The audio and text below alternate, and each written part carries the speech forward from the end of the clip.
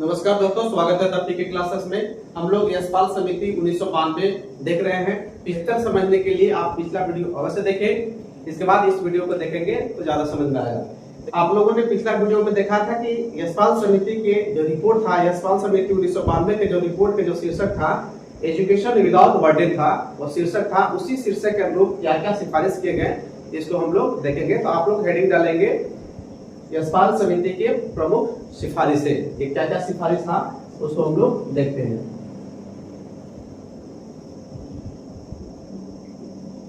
यशपाल समिति के क्या क्या सिफारिशें थे, क्या क्या इसका कंक्लूजन था, हम लोग देखेंगे।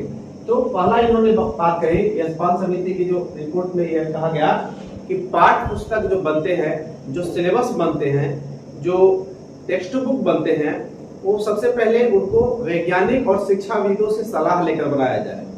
क्योंकि बहुत सारे पाठ्य पुस्तक हैं, बहुत सारे ऐसे मार्केट में पुस्तक अवेलेबल होते हैं, प्राइवेट पुस्तक, जो अपने मन से बना दिए जाते हैं, कोई एक सीमित व्यक्ति द्वारा बना दिया जाता है।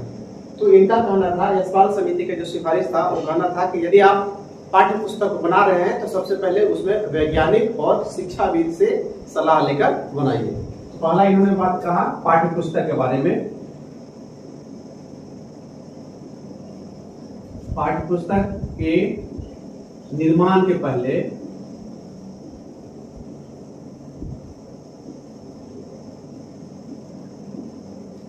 किससे सलाह लेना है? वैज्ञानिकों और शिक्षाविदों से सलाह लेना होगा।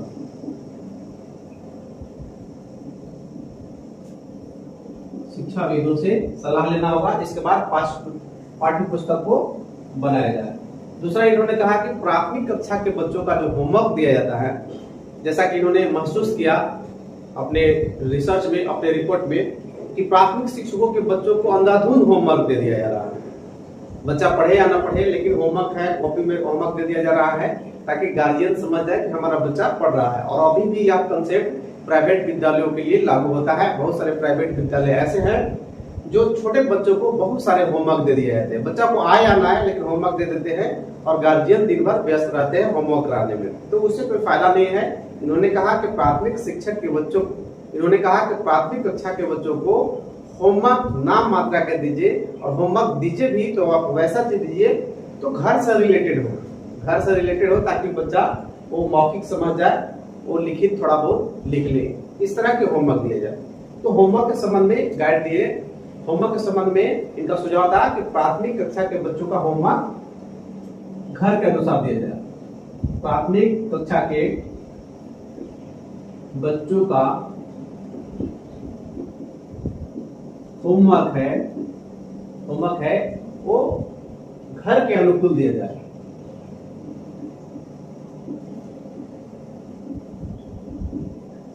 यानी नाम मात्रा का दिया जाए, बहुत ज्यादा होमवर्क इनको नहीं दिया जाए। और बहुत सारे सेंट्रल स्कूल में एक कंसेप्ट अभी भी लागू होता है कि प्राथमिक कक्षा के बच्चों को होमवर्क बहुत कम दिया जाता है।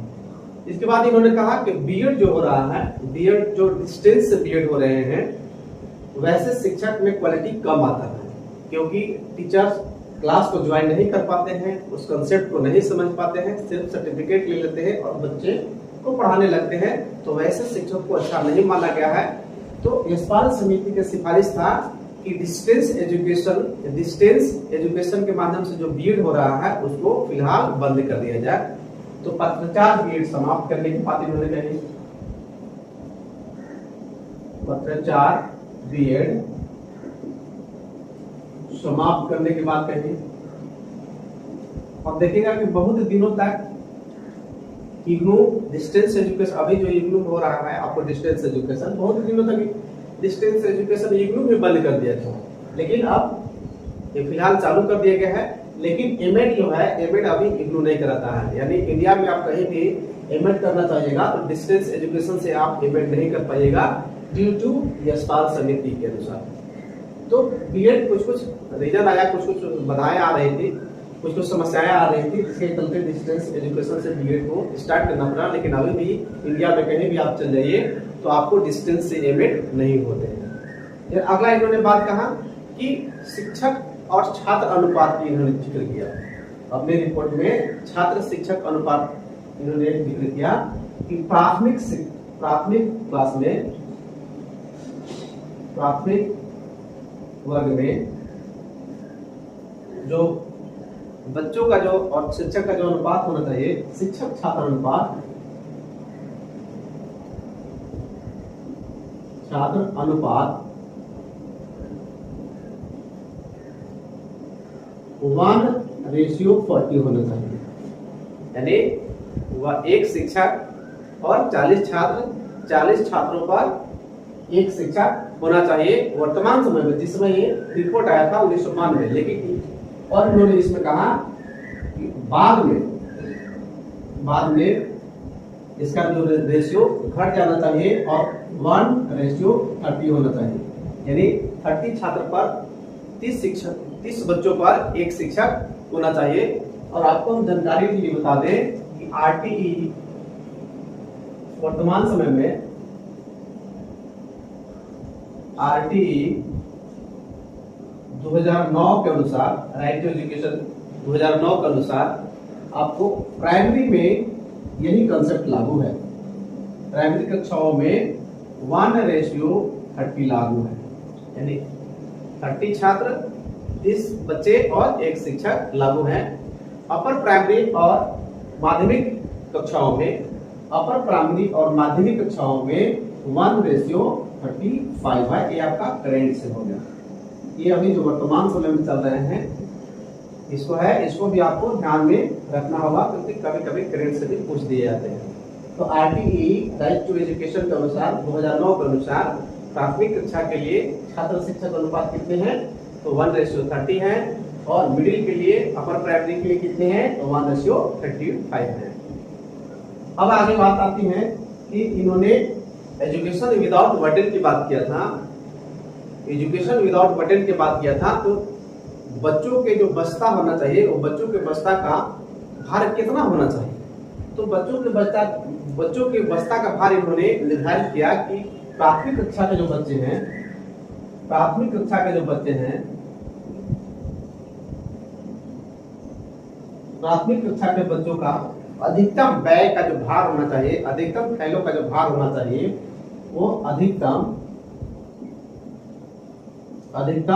4 kg से अधिक नहीं होना चाहिए। यानी अधिकतम 4 kg होना चाहिए। आप कम से कम जितना रख सकते हैं, लेकिन अधिकतम इन्होंने निर्धारित किया कि 4 kg से ज्यादा अधिक बच्चे नहीं होंगे। आप देखते हैं अपने बच्चों को भी प्राइवेट विद्यालय में आप पढ़ाते हैं, तो आप बच्चों को जब छोड़ने जाते हैं तो जब खुद टांग के देखिएगा तो छोटा बच्चा के लिए कितना बैग वजन होता है, कितना भारी होता है। और वही बैग को बच्चा को ढोना पड़ता है, तो बच्चा अस्वस्थ हो जाता है, रीढ़ की हड्डियां में प्रॉब्लम हो जाता है, आगे चल के बहुत सारे तरह के प्रॉब्लम क्रिएट हो जाता है। वो बच्चा ठीक से बैग को टांग नहीं पाता है। इसको ध्यान में रखते हुए प्रोफेसर यशपाल ने एक सिफारिश दिया, एक गाइडलाइन जारी किया, एक सुझाव दिया कि बच्चों को, प्राथमिक बच्चों के ज्यादा से ज्यादा वेट होना चाहिए, 4 kg होना चाहिए, इससे अधिक वेट नहीं होना चाहिए। बहुत सारे विद्यालय फॉलो करते हैं, अभी भी फॉलो कर रहे हैं, लेकिन बहुत सारे विद्यालय मनमानी है, तो खैर उस पर हम बात नहीं करना चाहेंगे। आगे हम लोग देखते हैं। आगे इन्होंने बहुत एक बढ़िया बात कही जो वेरी इंपॉर्टेंट है, एग्जाम से पूछे जाते हैं। इन्होंने कहा कि बैग के भार से ज्यादा बोझ बच्चों में जो हाल है, बैग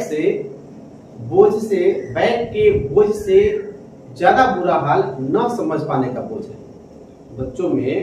बच्चों के लिए स्कूली बोझ से ज्यादा बुरा हाल है न समझ पाने की। बहुत सारे अंधाधुंध बुक दे दिया जा रहा है, सिलेबस दे दिए जा रहे हैं, टेक्स्ट बुक दे दिया रहा है बच्चों के, क्योंकि अब बच्चा छोटा बच्चा है, उसको तो बहुत सारा चीज कंसेप्ट क्लियर नहीं है, लेकिन तरह तरह के उसको बुक्स दे दिए जा रहे हैं। तो वो बुक्स दे दिए जा रहे हैं तो बच्चों को समझ नहीं पा रहे हैं बच्चे, और जिसके कारण बच्चे कुंठित हो जा रहे हैं, उनके शारीरिक मानसिक विकास अवरुद्ध हो जाता है। उन्होंने एक लाइन कहा, उस लाइन को आप हुबहू आप लिखेंगे, हुबहू याद करेंगे, हुबहू समझेंगे कि बच्चों के लिए स्कूली बोझ से ज्यादा, बच्चों के लिए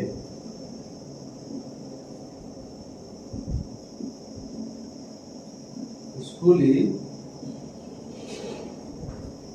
बोझ से ज्यादा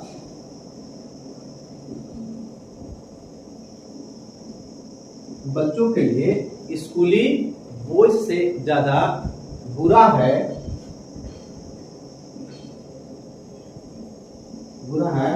न समझ पाने का, न समझ पाने का बोझ। ये आपको लाइन दे दिया जाएगा, बहु लाइन दे दिया जाएगा। बच्चों के लिए स्कूली बोझ से ज्यादा बुरा है न समझ पाने की बोझ। यह किस समिति का सिफारिश है, इस समिति का कथन है, ये कहां से लिया गया है, ऐसा आपको प्रश्न आएंगे तब आपको दिमाग में रखना है कि प्रोफेसर यशपाल समिति के रिपोर्ट में यह बात सामने आया था कि बच्चों के बोझ से ज्यादा बुरा हाल है न समझ पाने की बोझ। ये था आपका यशपाल समिति के सिफारिश। और एक इसी हम ऐड करना चाहेंगे कि यशपाल समिति के सिफारिश के अनुसार एनसीएफ 2005 बना। एनसीएफ 2005 का निर्माण किया गया यशपाल समिति की सिफारिश से। एनसीएफ क्या है? तो नेशनल करिकुलम फ्रेमवर्क है, नेशनल करिकुलम फ्रेमवर्क है। तो अब आप इस संक्षिप्त में समझ जाइए। एनसीएफ जब हम पढ़ाने लगेंगे तो आपको तो हम डिटेल से बताएंगे कि जितने भी आप सिलेबस देख रहे हैं, ये तो समिति है, समिति सिफारिश कर दिया, गाइडलाइन जारी कर दिया, लेकिन सभी पाठ्यचर्या को लागू करने का जिम्मा जो होता है एनसीईआरटी का होता है। तो एनसीईआरटी क्या क्या इसमें रूल्स बनाएंगे, क्या क्या पढ़ाना चाहेगा एनसीईआरटी, इन्हीं सभी बातों का समाहित होता है आपको एनसीएफ में। तो एनसीएफ 2005 बना यशपाल समिति के सिफारिश के अनुरूप। तो एनसीएफ ने बच्चों को क्या पढ़ना है, क्यों पढ़ाएं और कैसे पढ़ाएं, इसके संबंध में जो गाइडलाइन आता है, बच्चों को क्या पढ़ाया जाए, क्यों पढ़ाया जाए और कैसे पढ़ाया जाए, जो गाइडलाइन आता है वह एनसीएफ में होता है। और हम लोग अभी भी जो स्कूल में बच्चे पढ़ा रहे हैं वो सब के सब एनसीएफ के अनुरूप पढ़ाई हो रही है, सभी एनसीएफ के गाइडलाइन के अनुरूप हम लोग पढ़ाते हैं। तो आपको प्रश्न आएंगे कि एनसीएफ 2005 किसके सिफारिश पर बना? तो यशपाल समिति के सिफारिश पर बना। अब हम लोग यशपाल समिति 2009 को पढ़ते हैं। यशपाल समिति 2009 के ऊपर आते हैं। यशपाल समिति 2009 में क्या क्या बात आया था, कौन कौन सी बात आई थी? यशपाल समिति 1992 यशपाल समिति 1992 में इतना, यशपाल समिति 1992 में जो महत्वपूर्ण बात आपको बता दिए। तो हम आगे देखेंगे यशपाल समिति 2009। आप दोनों को आप कंपेयर कीजिएगा, समझ में आ जाएगा कि इस समिति में क्या क्या अंतर है, क्या क्या समानताएं हैं। तो इसे हम लोग बिताते हैं। यशपाल समिति 2019 को अब हम लोग समझते हैं कि यशपाल समिति 2019 बनने का क्या उद्देश्य था। आखिर यशपाल समिति 2019 किस उद्देश्य से बना, किस उद्देश्य से यशपाल समिति 2019 का निर्माण हुआ, किस उद्देश्य के लिए यशपाल समिति, किस उद्देश्य के लिए यशपाल समिति 2019 बना? तो भारत सरकार के एमएसआरडी के द्वारा भारत में उच्च शिक्षा के क्षेत्र में सुधार के लिए हम लोग देखते हैं। यशपाल समिति 1992 क्या था? यशपाल समिति 1992 था स्कूली शिक्षा के बोझ को कम करने के लिए था। लेकिन इसमें यशपाल समिति 2009 का रहा है कि भारत में उच्च शिक्षा में सुधार के लिए। तो उच्च शिक्षा में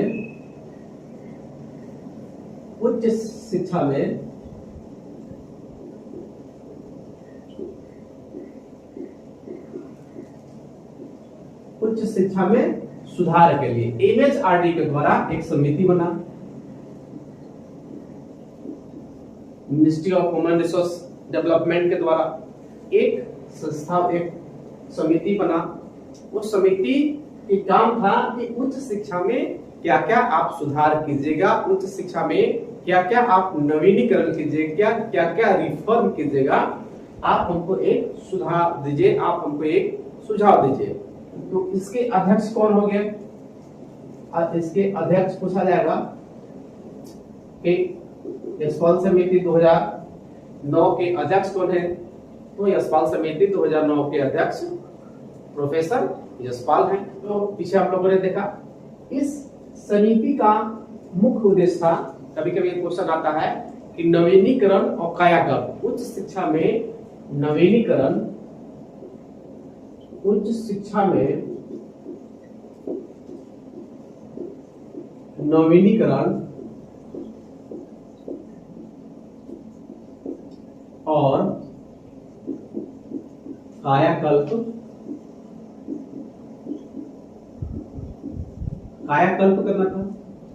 एक क्वेश्चन आपसे पूछा गया है कि उच्च शिक्षा में नवीनीकरण और कायाकल्प किस समिति के द्वारा किया गया था, किस समिति के प्रस्ताव था कि उच्च शिक्षा में नवीनीकरण और कायाकल्प हो।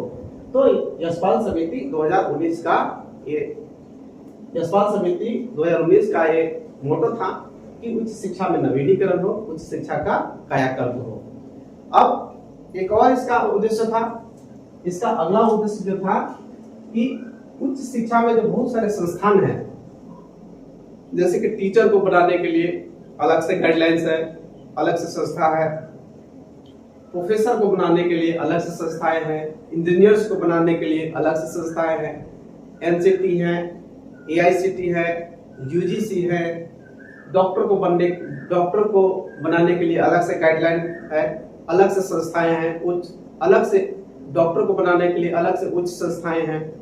तो इन सभी संस्थाओं को एक ऐसा संस्था बनाया जाए, इन सभी संस्थाओं को मर्ज करके एक संस्था बनाया जाए और उस संस्था के क्या काम होगा, क्या इसके गाइडलाइंस होंगे, वो उसका खोज करना भी, इन सभी बातों का भी खोज करना था, इन सभी बातों का एक खाका तैयार करना था, एक रिपोर्ट तैयार करना था, इन सभी बातों का एक रिपोर्ट तैयार करना था।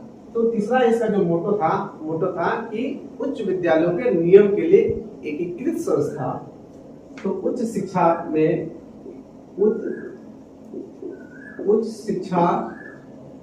के क्षेत्र में एक एकीकृत संस्था का निर्माण करना, एक एकीकृत संस्था का निर्माण करना। मिलनी 2-3 बात इसका फोकस था कि आप एक ऐसा संस्था बनाइए जो सभी उच्च शिक्षा को एक ही कंट्रोल कर ले, एक ही बोर्ड कंट्रोल कर ले, अलग अलग बोर्ड की जरूरत ना हो। इसके सिफारिश को देखिए, यशपाल समिति 2009 के क्या सिफारिश हुए, और इसके सिफारिश को हम लोग देखते हैं। सिफारिश इसके क्या था, तो इस संस्था की पहला जो सिफारिश था वह था कि डीम्ड विश्वविद्यालयों की मान्यता को समाप्त किया जाए। इस संस्था ने रिसर्च किया, इस संस्था ने देखा कि बहुत सारे विश्वविद्यालय जो हैं, बहुत सारे डीम्ड विश्वविद्यालय जो हैं मनमानी कर रहे हैं। तो ये सबसे पहले इन्होंने रिपोर्ट में कहा कि डीम्ड विद्यालय हैं उनको समाप्त करो, डीम्ड विश्वविद्यालय को क्या करो, समाप्त करो। तो डीम्ड विश्वविद्यालय क्या है, तो डीम्ड विश्वविद्यालय अर्ध सरकारी विश्वविद्यालय समझ सकते हैं। कोई यदि अच्छा काम कर रहा है कोई संस्था, तो उसमें सरकार बहुत सारे उसको मदद करती है, यूनिवर्सिटी विश्वविद्यालय बहुत सारे मदद करती है, और उसका अपना नियम, उसका अपना कानून होता है, फी वगैरह अपना निर्धारित करता है, सिलेबस वगैरह अपना निर्धारित करता है। डीम्ड विद्यालय को आगे हम लोग को पढ़ना है, डीम्ड विश्वविद्यालय उसको हम लोग डिटेल से पढ़ेंगे, लेकिन आप इतना समझ जाइए कि डीम्ड विद्यालय सरकार के कुछ मदद मिलता है, लेकिन वह सारा चीज वो खुद मैनेज करता है। तो इन्होंने कहा कि डीम्ड विश्वविद्यालय जो है मनमानी कर रहे हैं, डीम्ड विश्वविद्यालय की मान्यता को समाप्त कर दो। इनका कहना था कि यदि डीम्ड विश्वविद्यालय अच्छे कर रहे हैं, कोई भी संस्था अच्छा कर रहा है, तो आप उसको स्वतंत्र विश्वविद्यालय बना दीजिए, एक स्वतंत्र विश्वविद्यालय बनाइए, यानी विश्वविद्यालय बना दीजिए, विश्वविद्यालयों का निर्माण करवाइए। यदि कोई संस्था अच्छा कर रहा है तो डीम्ड में मत रखिए उसको, डायरेक्ट उसको विश्वविद्यालय बना दीजिए, वो काम करेगा। तो विश्वविद्यालयों के दर्जा अधिक से अधिक देने की बात कही। अगला इन्होंने जो बात कही, जो टास्क दिया गया था, इन्होंने कहा कि एनसीटीई जो शिक्षक निर्माण में जो गाइडलाइन आता है, शिक्षक निर्माण में जो इसका जो बोर्ड है, एनसीटी, एआईसीटीई जो टेक्निकल क्षेत्र में इंजीनियर वगैरह के जो गाइडलाइन जो बोर्ड देता है, यूजीसी जो आप देख रहे हैं, इसके अलावा अन्य उच्च संस्थान और अन्य उच्च संस्थान अन्य उच्च संस्थानों को क्या करना है, मर्ज कर देना है। मर्ज कर दीजिए। मर्ज करने के बाद क्या करना है, मर्ज करके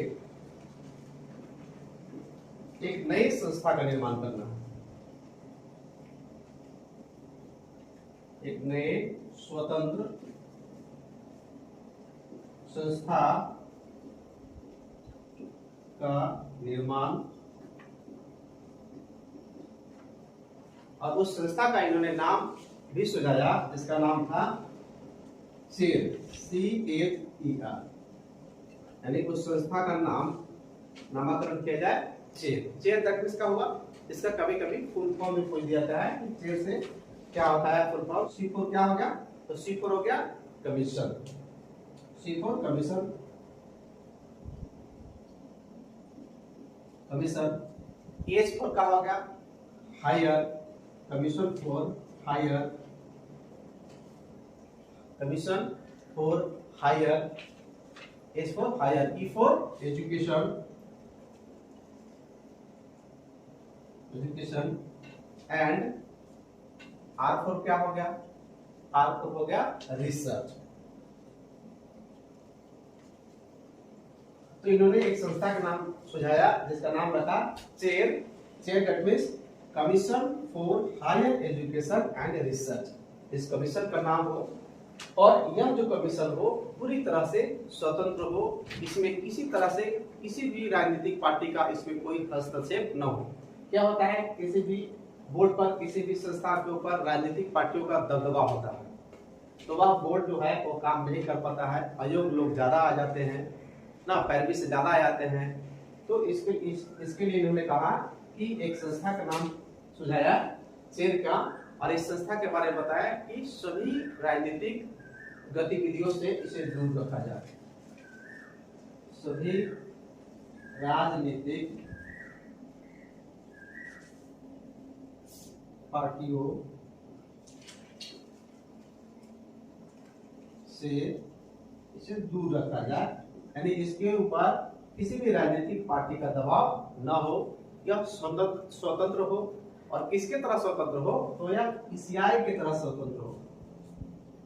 इलेक्शन कमीशन ऑफ इंडिया एक स्वतंत्र संस्था है, इसमें किसी तरह के किसी राजनीतिक पार्टी का इसमें दबाव नहीं होता है। और PCI का जो हेड होते हैं, PCI का जो आयुक्त होते हैं, इन्हीं के तरह इनको पावर दे दिया जाए। जैसे कि आप अभी इलेक्शन में देख रहे हैं, कोई भी इलेक्शन में आप देख रहे हैं कि यदि कोई भी PCI के गाइडलाइन का उल्लंघन करता है, आचार संहिता का उल्लंघन करता है, तो उसके ऊपर मामला दर्ज होता है, उसे उसके ऊपर केस होता है, उसे जेल जाना पड़ता है, बहुत सारे नियम है। तो PCI अपने स्वतंत्र संस्था है।